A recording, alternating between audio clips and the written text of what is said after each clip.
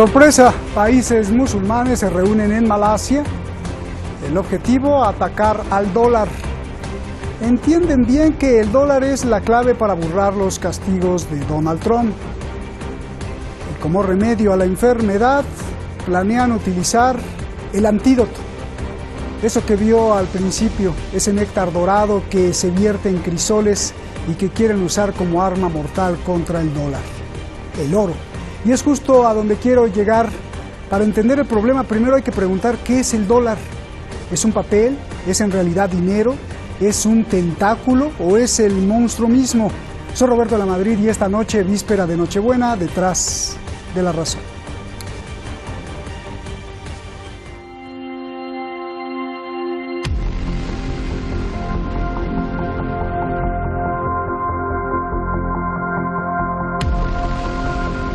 El oro, el metal más precioso y codiciado a lo largo de la historia, podría ser nuevamente una de las divisas de mayor poder e influencia a escala global. La idea surgió aquí, en Kuala Lumpur, la capital de Malasia. Un encuentro entre una veintena de países musulmanes hartos de la hegemonía occidental, de las sanciones y las presiones, hartos del dólar. جهان اسلام باید تدابیری برای رهایی خود از سلطه دلار و سیستم مالی آمریکا پیش بینی کند. El plan está trazado. Romper la palanca de presiones de Estados Unidos, sustituir el dólar con métodos alternativos de comercio, oro y el trueque de materias primas. I have suggested that we revisit the idea of trading using the gold dinar and barter trade among us. El mundo islámico está en crisis, afirma el primer ministro malasio, y hay que buscar soluciones urgentes. Turquía, uno de los países islámicos con mayor potencial financiero, afirma que la solución primaria es la unidad en el mundo musulmán. Belli aralıklarla aynı çatı altında buluşturan platformların en büyük sıkıntısı uygulama eksikliğidir. Yoksa İslam dünyası güçsüz değildir, zayıf değildir, çaresiz asla değildir. Las palabras de Erdogan se referían a la discordia que siembra Estados Unidos en la región. El evento de Kuala Lumpur fue boicoteado por Arabia Saudí, el mayor socio de Estados Unidos en Oriente Medio. Los saudíes dijeron que el evento socavaba la Organización de Cooperación Islámica con sede en Riad. Los 57 miembros de la entidad estaban invitados a Kuala Lumpur, pero solo 20 se presentaron. El resto desistieron ante las presiones de Arabia Saudí.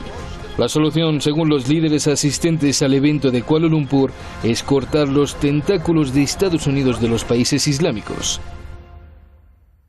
در هم‌تنیدگی نظام‌های اقتصادی، تجاری و مالی بین المللی با نظام اقتصادی آمریکا و دلاریزه شدن اقتصادهای ملی و جهانی این امکان را برای ایالات متحده فراهم آورده تا سلطه‌جویی خود را با تهدیدات تحریمی و تروریسم اقتصادی پیش برده و خواسته های نامشروع خود را به کشورهای دیگر تحمیل کند.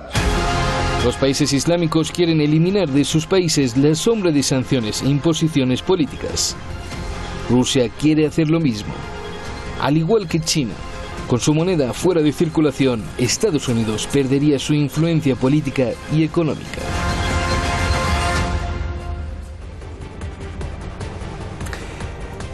Pues quiero expresarle y contagiarle que estoy de verdad muy feliz porque esta noche tenemos un programa verdaderamente lleno de profundidad. Tenemos a dos sabios que ahorita se los voy a presentar, pero quiero desearle una feliz Navidad en nombre de todo el equipo. Detrás de esas cámaras, allá está el control room, está el newsroom, está la redacción.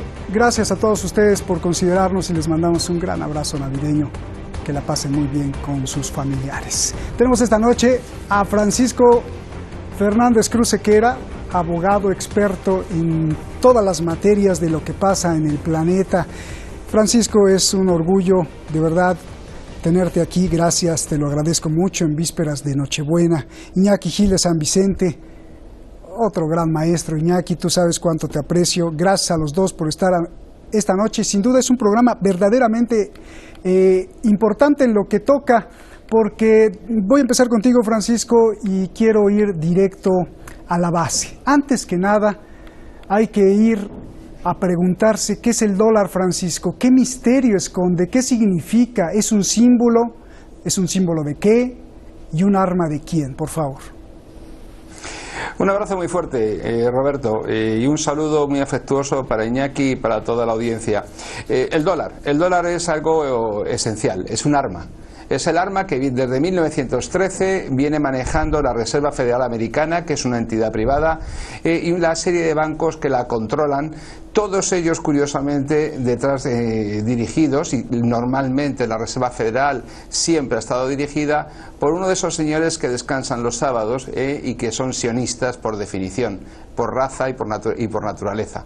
A partir de ahí, el dólar en 1944 consiguen, con su victoria sobre Europa, construir una arquitectura internacional en lo económico y en lo político en la que el dólar se establece como moneda de reserva, dado que la economía norteamericana se había convertido en más del 50% de la deuda del mundo y realmente significaba un porcentaje de la economía mundial muy importante. En 1971, esa paridad entre 35 gramos de oro y un dólar que se había establecido en 1944 se abandona porque los Estados Unidos hacen muchos más dólares que oro tenían y por lo tanto el dólar queda como una moneda flotante. En 1973, el secretario de Estado Blumenthal llega a un acuerdo con Arabia Saudí para convertir el dólar en la única moneda en la que se comercian los hidrocarburos en los mercados de Londres y de Nueva York. Por lo tanto, nace esa idea del petrodólar.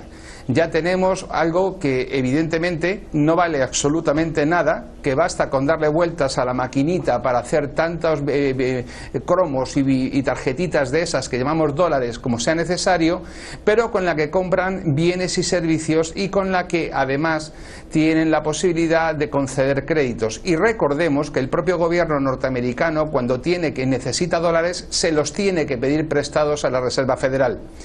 En la actualidad, Estados Unidos no representa el 56% de la deuda mundial, no representa el 50% de la economía del mundo. Estados Unidos no tiene capacidad para mantener la deuda que genera constantemente y representa el 50% del presupuesto de defensa del mundo. En ese contexto, todos los países se ven obligados a manejar dólares por la mera imposición militar. Veamos el ejemplo que nos ha ocurrido con la Unión Europea cuando ha querido mantener los acuerdos de Viena con Irán. Le ha resultado imposible. Sancionan a Venezuela o sancionan a cualquier país que se sale del dictado de Washington. Y la consecuencia es que cualquiera que quiera acabar con el dólar también va a acabar con todas las prebendas que el régimen saudí adquirió el día que se alió, que se comprometió, que se ató al destino de Washington con su dólar. Bien. Por lo tanto, esta conferencia de Kuala Lumpur, el hecho de que 20 países hayan comparecido en la capital de Malasia para buscar un sistema alternativo de cambio, de comercio, de moneda de cambio, significa ni más ni menos que lo que vengo diciendo en este programa y en otros foros desde hace ya tiempo. El dólar tiene sus días contados. No se puede intentar plantear una realidad que ya no con la moneda que no se corresponde con la realidad política, geopolítica y del peso mundial que tenía Estados Unidos.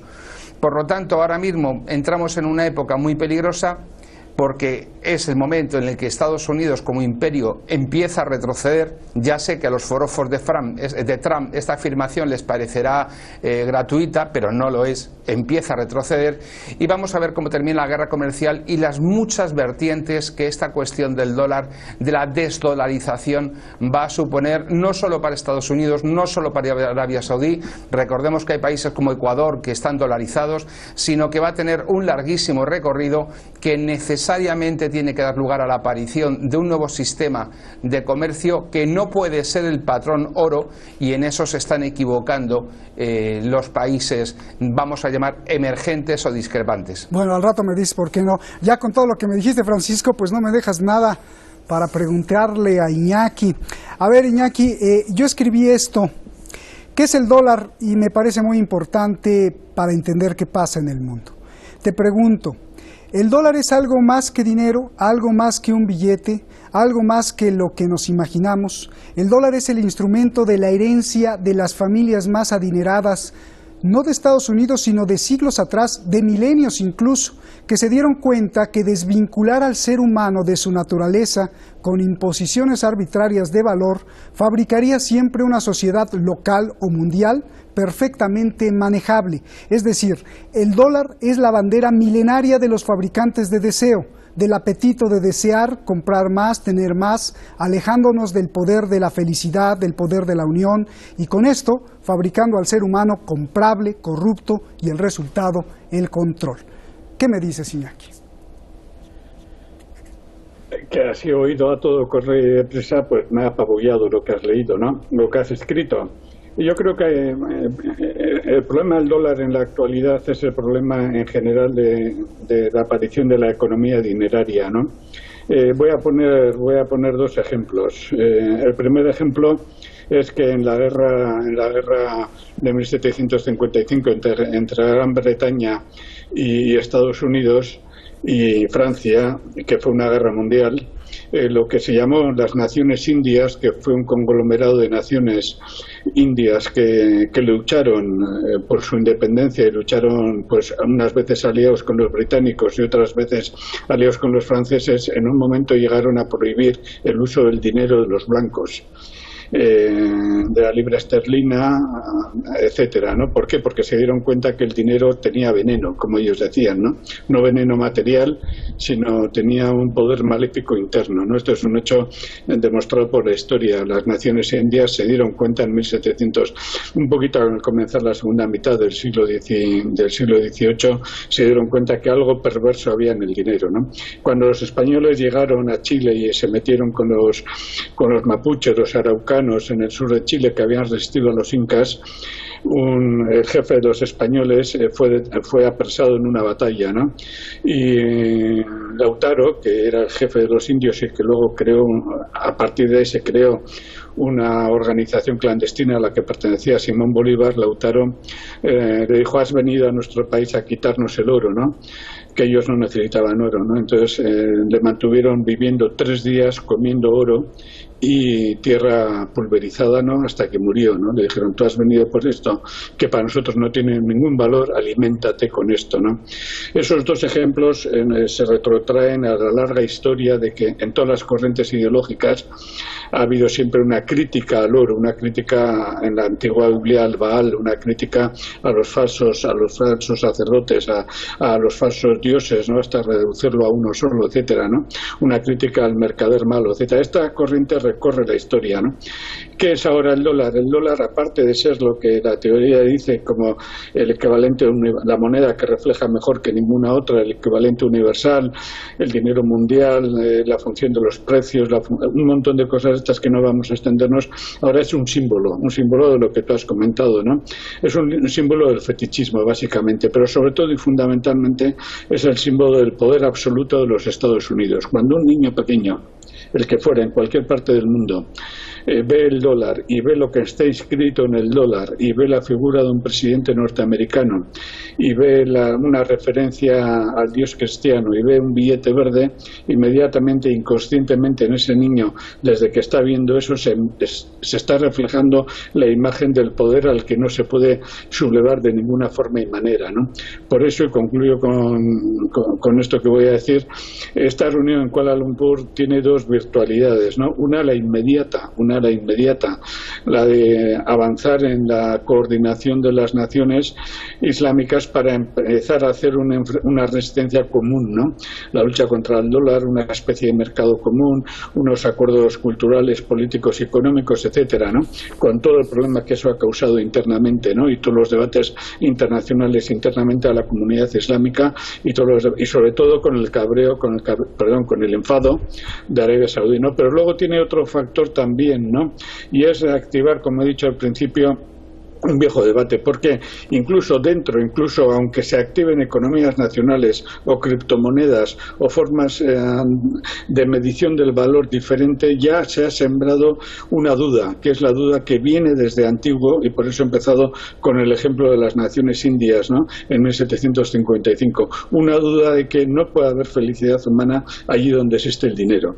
Y cuando se empieza a atacar a la forma central de ese dinero ahora, que es el dólar, y se empiezan a plantear soluciones alternativas, esa duda va avanzando y va creciendo, ¿no? Yo creo que desde luego hay que avanzar en esa segunda perspectiva larga, muy larga y muy dura, pero que irá abriendo digamos, una perspectiva de esperanza a la humanidad. Se puede vivir perfectamente sin dinero, se puede vivir perfectamente, digamos, en una especie de propiedad colectiva que no necesite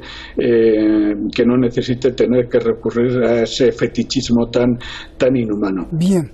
A ver, solo un minuto, mi querido Francisco, solo un minuto para que me digas por qué se equivocaron en el oro, porque te tengo otra pregunta y ya se nos está acabando el tiempo, por favor.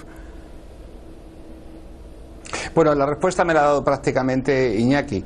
Al margen de que esa identificación entre dólar y dinero son cosas diferentes, eso debería quedar claro, es que está clarísimo que cuando tú tienes hambre no te puedes comer un lingote de oro. Cuando tienes una infección y necesitas un antibiótico no te puedes inyectar un lingote de oro.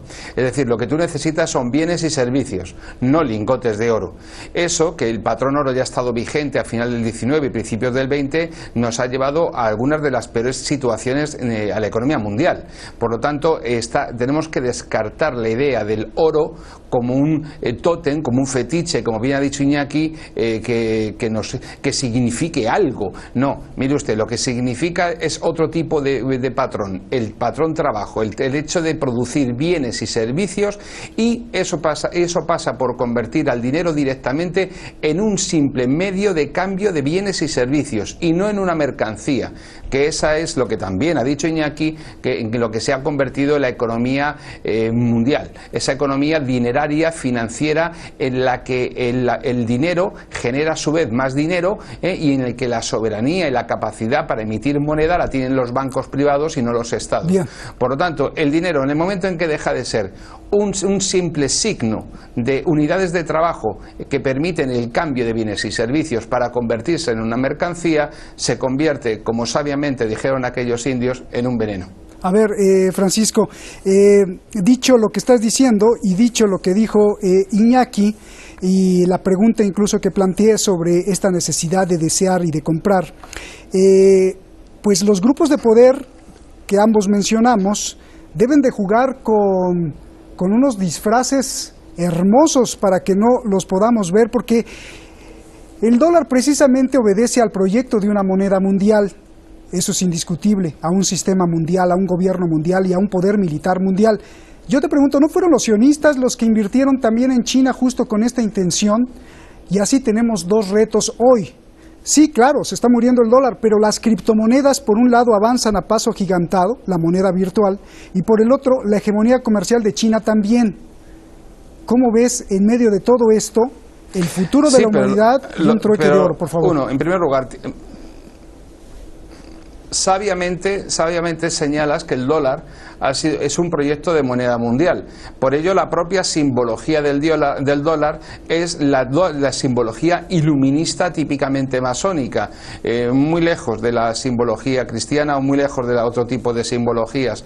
Y en este momento, cuando hablamos de sionistas, lo hablamos por ajustarnos al Código Penal en este lugar en el que yo estoy hablando. Sabemos perfectamente que no son solo los sionistas, judíos o no, los que están detrás de esto, sino que son gente como George Soros, como los Rothschild, como los Warburg, como los Schiff, como los Vandenberg y como otros muchísimos que son todos de un mismo grupo de personas. Esos hasta ahora han conseguido una cosa, entrar en relaciones de disputa con China, y me refiero a la disputa económica y a veces no solo económica a través de Estados Unidos, pero lo que no han conseguido es hacerse pasar por chinos. Y en otros lugares sí consiguen hacerse pasar por franceses o por alemanes o por norteamericanos, y esa es una diferencia esencial. Ahora mismo las criptomonedas está por ver en qué medida se van a convertir en un signo de cambio y en una mercancía, que es lo que ellos desean, y por lo tanto en un sistema de control o no. Aún es una fecha muy temprana para saber en qué va a desembocar esta, vamos a llamarlo así, guerra de monedas. Bien. Yo no me atrevería a decir que a día de hoy el sistema económico financiero chino esté dominado por la finanza de Wall Street, sino que están en una pugna que no me atrevería a decir en qué acaba. Bien, entonces, ¿dónde quedan los valores milenarios de Europa, esos que nos enseñaron y que vimos con gran... A ver si nos alcanza el tiempo para preguntártelo, Francisco. Iñaki, a ver, uno de los responsables de que funcionen las sanciones de Donald Trump contra Irán, por ejemplo, pues sin duda son los europeos, y por eso es que se inventa o quieren inventar este trueque para saltarse las sanciones de Donald Trump y de Estados Unidos. Es decir, yo te pregunto, Iñaki, esta fue la estocada final con este ejemplo de Irán, en donde Europa no pudo contra el poder del dólar ni de Donald Trump, indica la caída de todos esos valores de la gran Europa. Bueno, también hay que decir que realmente los valores de la gran Europa son complejos y contradictorios, porque en la gran Europa podemos encontrar valores totalmente opuestos unos de otros, ¿no? Podemos encontrar valores desde una perspectiva de lo más neoliberal, valores fascistas, valores, tengamos en cuenta que la teoría marginalista, la teoría clásica del dinero, la teoría vulgar de la economía surgió en Austria y surgió precisamente en Europa en los años 70, en 1870, etcétera. Tengamos en cuenta que el liberalismo surgió en Europa con Smith y con otros autores, tengamos en cuenta que el keynesianismo también. O sea que por una parte esos son los valores. El mito también de la Unión Europea también surgió en Europa, y la Unión Europea estamos viendo la incapacidad que tiene y tampoco su decisión de enfrentarse a los Estados Unidos, ¿no? También existen en Europa otros valores contrarios, ¿no? Pero precisamente tu pregunta tiene una carga de fondo que plantea un problema crudo, ¿no? ¿Qué va a hacer Europa y qué perspectiva se plantea en Europa? Porque tengamos en cuenta, recordemos, que uno de los factores que decidieron la destrucción de Siria, o que decidieron la destrucción de Irak en su momento, o que decidieron entrar contra Libia en otro momento, fue la tendencia general de estos y otros países a abandonar el patrón oro y avanzar hacia otras formas de pago, ¿no? Y que uno de los problemas, una de las reivindicaciones y de las necesidades que tiene Irán, que Estados Unidos no le perdona, es precisamente la autonomía que Irán busca, o la independencia financiera y de uso monetario que Irán busca, ¿no? Estamos llegando a la cuestión del papel del dinero en el sistema capitalista actual, no solamente el que he comentado a nivel teórico general, ¿no? En el sistema capitalista actual, el dinero, el capital ficticio, el capital financiero a préstamo, el capital de todas sus formas, el que ya se mueve con 3, con 4 y hasta con 7 niveles de préstamos sucesivos uno sobre otro, es vital para que funcione la economía militar, es vital para que funcione, por ejemplo, el fracking en los Estados Unidos. Bien. Es vital para buscar petróleo en Alaska en estos momentos, ¿no? Si esa economía basada en ese dinero empieza a debilitarse, las posibilidades de una agresividad militar se multiplican por 100.000, porque ahí está el secreto. Y yo precisamente creo que Europa no va a hacer nada, porque realmente Europa necesita dinero contante y sonante. ¿A quién se lo va a pedir?